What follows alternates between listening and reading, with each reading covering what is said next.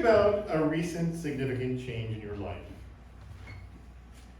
If you're like me, your mind is going, good Lord, what hasn't been a significant change? And most of it has not been a choice, right? COVID, Supreme Court decisions, inflation, a war in Ukraine, an insurrection in Washington, D.C., just to name a few. It's exhausting. I might have even used some coarse language in reacting to all of this. What about climate change? I don't like that phrase. I call it effing climate disaster. Time to put more money in the swear jar. You can do all the things, grow your own food, put solar panels on your roof, drive an electric car, assume you have enough money to do these things, and still, it's not enough. As Greta Thunberg said, I want you to act as if our house is on fire, because it is. Much of this month's Soul Matters material is about reflecting on your individual ability to change or transform who you are and what you believe. So I spent some time reflecting on my willingness to see the need for change within myself. I am trained as a professional statistician. We have a scientific approach to change. We design experiments. We test and analyze, then something changes, and we start the process again. I like this approach to change, and I'm frustrated when others refuse to try it. The phrase, if it ain't broke, don't fix it, drives me nuts. And it leads to more money in the swear jar. But that is still about external change, so I continue to look inward. Many of you know that my mother died in December last year.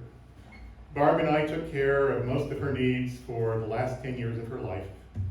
She was very resistant to change, from small things like trying different foods that might improve her health, to larger things like hearing aids that would improve her interaction with the world.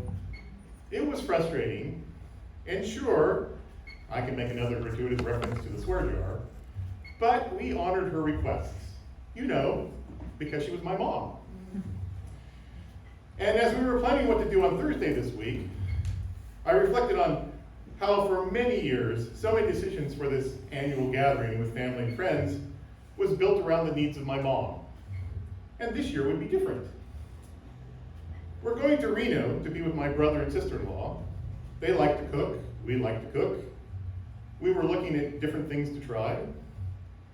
You might even call it an experiment. Then my brother sent me a note. Our Aunt Nan, my mom's sister, also lives in Reno, and my brother is always good about including her. In our younger days, Aunt Nan always made the ham. She really liked ham. But she's changed. She doesn't cook anymore. She's not comfortable going to big dinners. She would prefer that on Thursday, we go to one of the local casinos and eat at the buffet.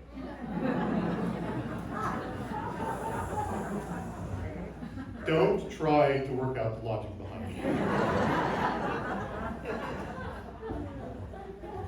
I responded to my brother by saying, I recognize that I'm feeling some accumulated frustration from years of catering to mom's idiosyncrasies. So it's not about Nan and her needs. I just need to take a few breaths and reflect on being thankful that we'll be together. So this is where I've landed. I'm trying to change myself so I have more empathy for those who resist change.